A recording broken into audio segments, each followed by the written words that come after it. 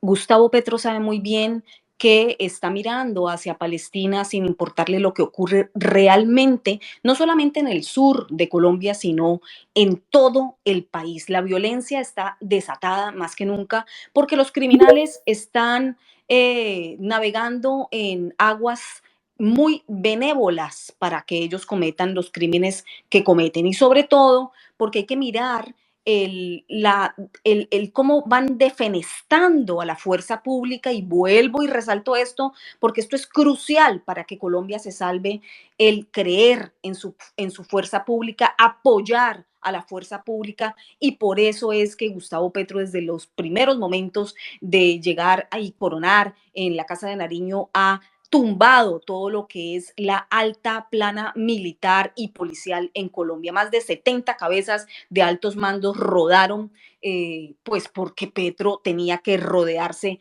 de gente confiable, es decir, gente que siga las mismas intenciones y su discurso político y de deconstrucción del país. ¿Qué pasó con esto? Bueno, ha quitado de los altos mandos de la fuerza pública a aquellos que saben cómo funciona la delincuencia en el país. Delincuencia que se traduce en delincuencia organizada, en guerrilla, que no son guerrilla, es narcotráfico y terrorismo organizado, con gente representándonos o cree que nos representa y cree que pueden escribir nuestras leyes desde el Congreso, los dejó ahí el traidor de Juan Manuel Santos, y todo esto no es casual, esto hace parte de una agenda supremamente bien elaborada y que han ido cumpliendo punto a punto. ¿Por qué a Gustavo Petro le importa más Palestina que la violencia interna en Colombia? Primero, porque él hace parte de la violencia interna en Colombia y de la impunidad reinante en Colombia. Segundo, y lo más importante, que tal vez el colombiano común no lo tenga muy visualizado en este momento, es porque hace parte de un discurso de la agenda global. Vuelvo y nombro la Organización de Naciones Unidas aquí en este punto, porque es muy importante que cada uno de los colombianos conozca muy bien cómo la ONU y su Agenda 2030 está llevando a cabo con gran éxito, no solamente en Colombia, sino en diversos países, lo que es la destrucción del Estado-nación. ¿Para qué? Bueno, porque la intención de esa Agenda 2030, es decir, para ser cumplida en un margen de tiempo que se culmina en el 2030, es justamente tener una sola gobernanza global. Por favor, a este punto es muy importante nombrar que aquellos que califican este tipo de información como teorías de la conspiración deberían documentarse, es un deber más que moral, un deber de supervivencia. ¿Por qué? Bueno, pues porque no hace falta ser muy astuto, muy inteligente o muy sabueso para sencillamente buscar Agenda 2030 de la ONU y leerlo en sus propias plataformas, en sus propias páginas de información.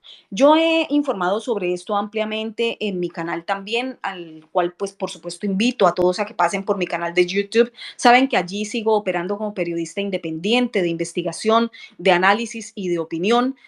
Y allí navegando el canal podrán encontrar cómo desde 2020 yo vengo informando sobre esta temática tan sensible y tan censurada, tan atacada, silenciada bajo discurso sofista y falaz de que son teorías de conspiración. Lo que importa aquí, por supuesto, es leer las fuentes directas, saber cómo conectar puntos, analizarlas y entender cómo eso está llegando a tu país, a cada uno de los países, no solamente de Latinoamérica, sino del mundo, porque sabemos que la Organización de Naciones Unidas, pues es uno de los organismos transnacionales por excelencia. Gustavo Petro sigue esta agenda. Gustavo Petro ha decidido ser genuflexo con estos altísimos poderes plutocráticos del planeta.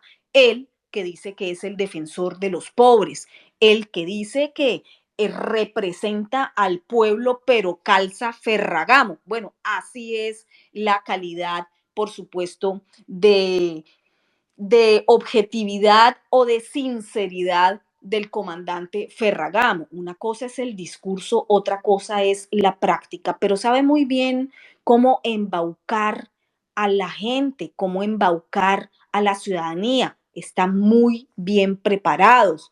Y por eso se han ido rodeando de gente que lleva conectada con estos mismos intereses del fin del Estado-Nación desde hace años. Por eso es que en Colombia vivimos lo que fue el acuerdo de Juan Manuel Santos, acuerdo de impunidad con los terroristas de las FARC firmado en La Habana.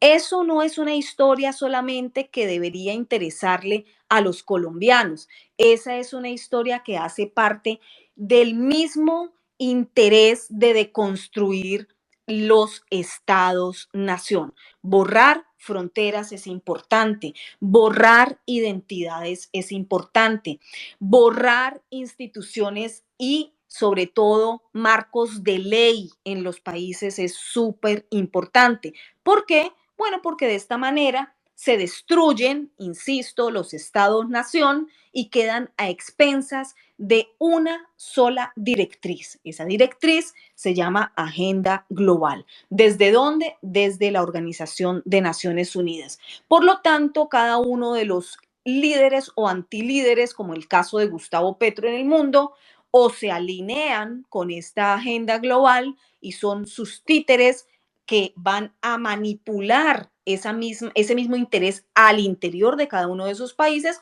o no se alinean y tendrán un bloque férreo de ataque por parte globalizado a esos líderes que intentan hacerlo. Por ejemplo, ¿por qué a un Nayib Bukele sí le funciona la reconstrucción de un país como El Salvador, ínfimamente más pequeño que Colombia, ínfimamente más pobre que Colombia, más corrupto que Colombia y con unos niveles de violencia que tenía extremadamente altos y complicados como lo era el tener estas maras salvatruchas que tenían al país sumido en destrucción y violencia total?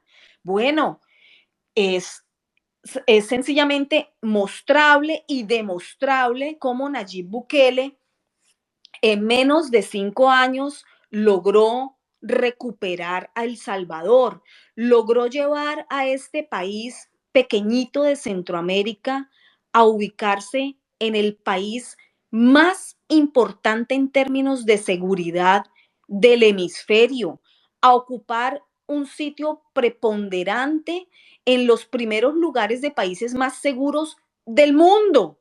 Estamos hablando de un país que vivía unos niveles de criminalidad y de horror que nosotros conocemos en Colombia, pero ellos desde el escenario de las pandillas y las maras. Esto era casi inconcebible el creer que podría ser reconstruido El Salvador en términos de seguridad, pero un líder que quiere, puede, un líder que se enfrenta contra estos sistemas de gobernanza global, puede. Por eso es que ustedes ven a un Nayib Bukele justamente enfrentándose a la ONU, porque él no va a escuchar a la ONU ni a los plutócratas para reconstruir un país que se supone que es soberano. Aquellos países que se pliegan a esa agenda de los plutócratas, de las billeteras más grandes del mundo, que creen que pueden decirle a los países soberanos cómo tienen que ser gobernados. Y aquí, por supuesto, tengo que nombrar a quien ustedes muchos saben que yo vengo siguiéndole la pista desde hace muchísimos años, que es George Soros.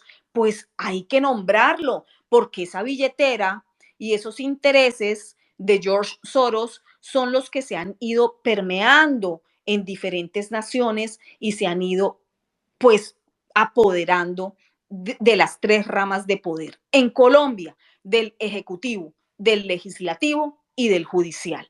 Y asimismo, de Chile, de Argentina, hasta ahora la llegada de Milei, que es un muro de contención a esto, de Brasil con Lula, de todos, no importa si son de derecha o de izquierda, lo importante es la destrucción del Estado-nación. Ese es el punto central que hay que tener en cuenta y cada uno, cada país desde sus particularidades, comprender cómo hacer para evitar que esto avance, qué es lo que hay que hacer para generar un muro muy fuerte de contención para poder mantener la independencia y la soberanía.